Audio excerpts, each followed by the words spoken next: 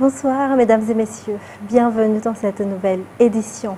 Tout de suite, pour commencer, le concert de Noël au Kianzani Soanju a débuté hier soir. Une série de spectacles qui se tiendront jusqu'au 24 décembre. Le président Ange Razouel et son épouse Mial Razouel, accompagnés de leurs enfants, ont inauguré cette première soirée festive, marquant le début des célébrations de Noël organisées par l'association Fiti. Ce concert de Noël apporte une touche unique à la célébration de cette année 2024. Judikael Ranjanirin sur les images de Andoura Djebe. Le palais de la reine de Madagascar, Rouvan Madagascar, illuminé et magnifiquement décoré, est le théâtre de ce concert de Noël. Partout dans le monde, Noël est célébré, mais selon le président Ange Razouel, la célébration malgache se distingue par son caractère exceptionnel. Depuis ce lieu emblématique, perché sur la colline la plus haute d'Antananarivo, chargé d'histoire, autrefois réduit en cendres, mais aujourd'hui restauré et rayonnant, le concert de Noël prend une dimension toute particulière. Le palais de la reine symbolise la souveraineté nationale et l'unité du peuple malgache qui s'est mobilisé pour le reconstruire après sa destruction. C'est pour cette raison qu'il a été choisi pour accueillir la célébration de Noël organisée par l'association Fiti.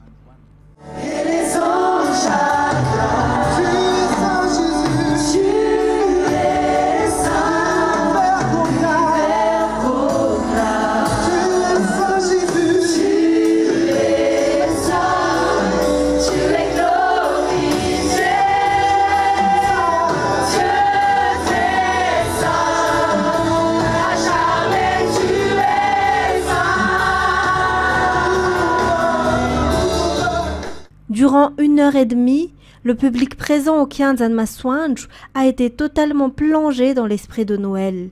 Ce moment unique pourra être vécu chaque soir à partir de 19h jusqu'au 24 décembre.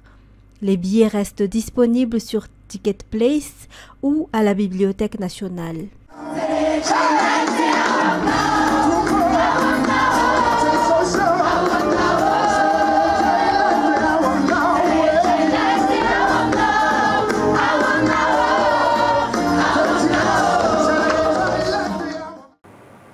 Et les Malgaches s'efforcent d'offrir des jouets à leurs enfants comme cadeau de Noël.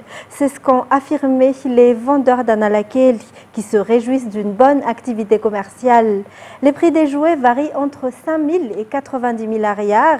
Une hausse de 10% a été constatée chez les grossistes selon les explications, mais les commerçants s'efforcent de ne pas appliquer les marges trop élevées. Saï Sylvain, Sech Anjanab.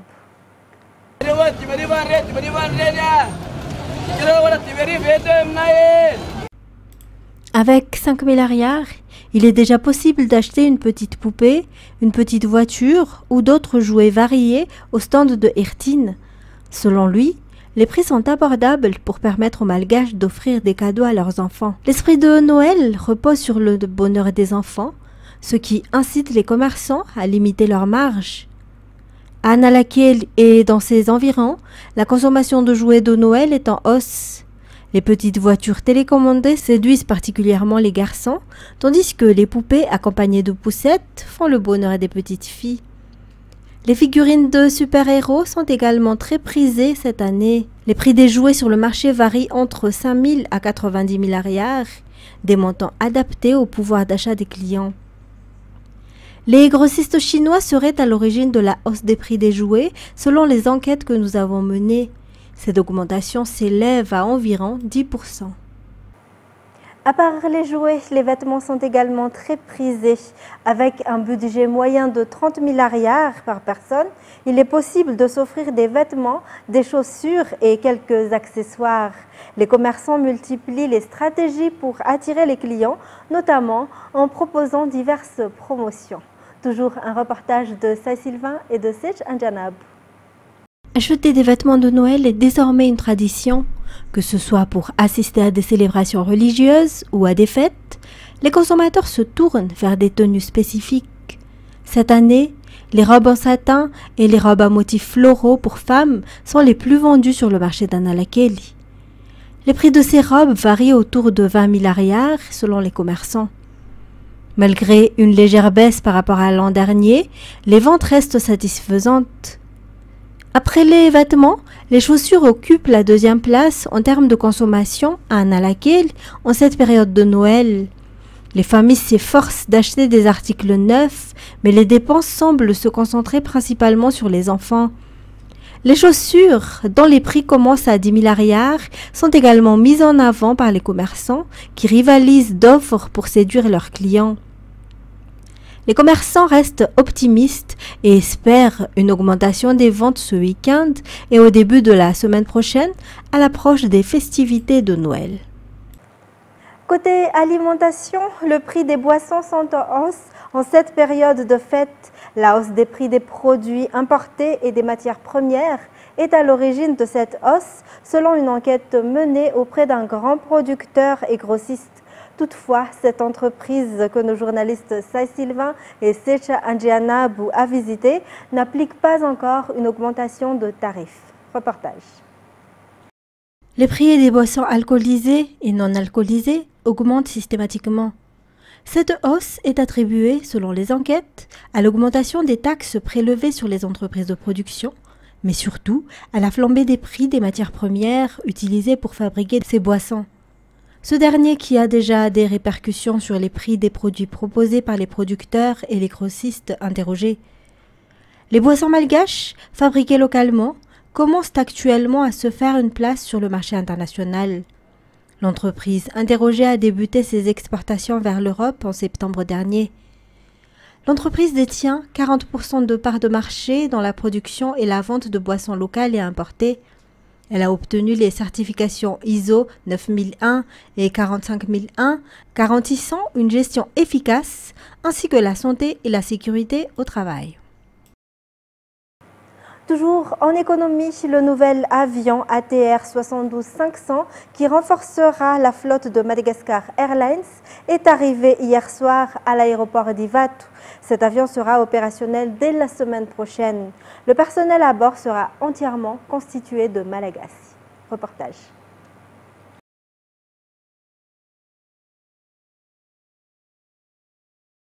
Sur les images, le nouvel aéronef, un ATR 72-500 de la compagnie Madagascar Airlines. Il s'agit du 6e avion de la flotte de Madagascar Airlines. Il sera mis en service dès la semaine prochaine. Selon le directeur général de Madagascar Airlines, cette acquisition marque une étape clé dans l'histoire de la compagnie. Elle reflète l'engagement de la compagnie nationale dans le cadre du plan Phoenix de 2030 en faveur de la rénovation de sa flotte. Ce renforcement s'inscrit pleinement dans la vision du renouveau, du croissance rentable et du développement durable. Madagascar Airlines confirme ainsi sa détermination à offrir une meilleure expérience à ses passagers tout en contribuant au dynamisme du secteur aérien national.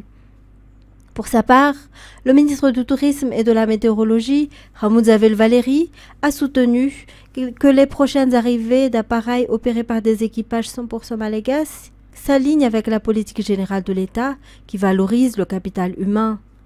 Avec le soutien de la Banque mondiale et la mobilisation de toutes les parties prenantes, cela aura un impact socio-économique significatif pour le tourisme et la connectivité nationale et internationale.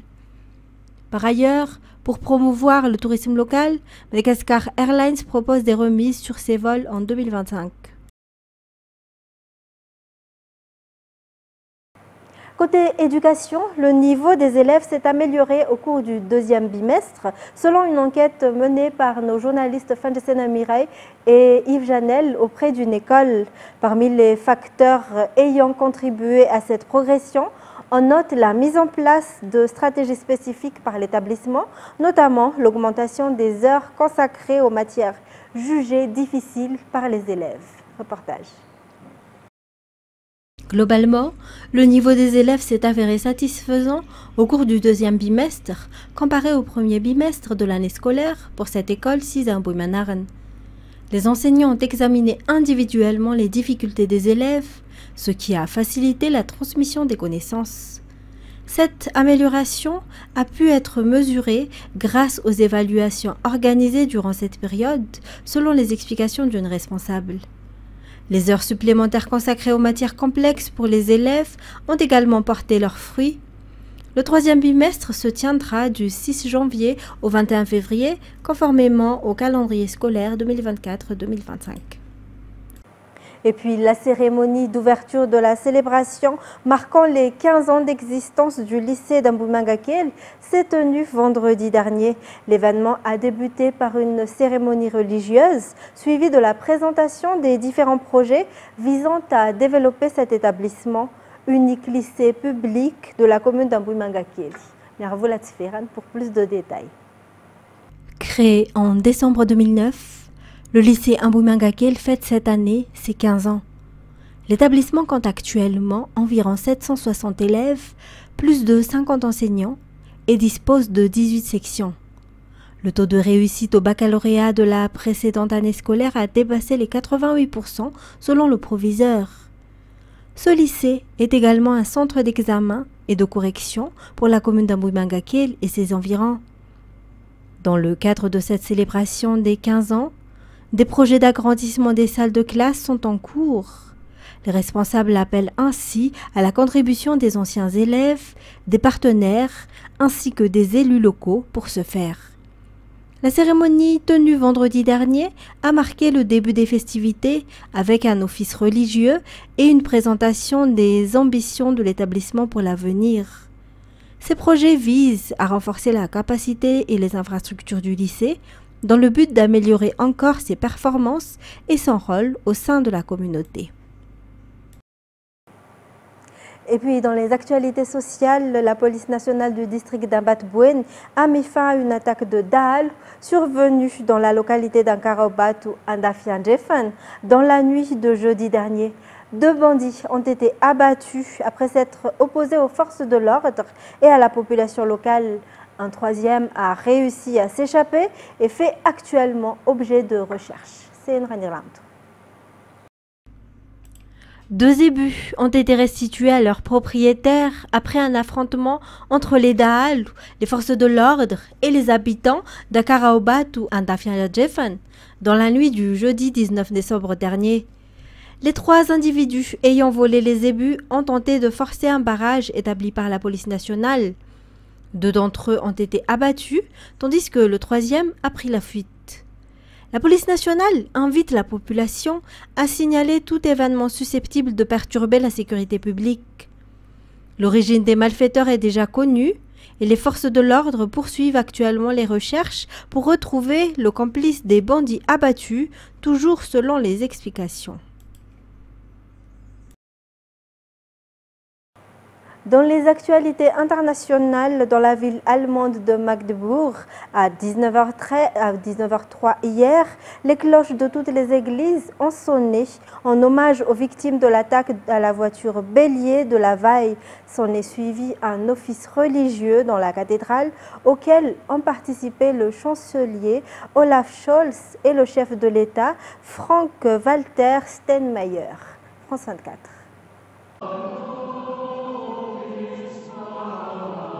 Une cérémonie d'1 heure dans la cathédrale de Magdebourg. L'hommage aux victimes de l'attaque s'est déroulé en présence de leurs proches et de secouristes intervenus vendredi soir. Plusieurs personnalités politiques étaient aussi sur place, comme Frank-Walter Steinmeier, le président allemand, et Olaf Scholz.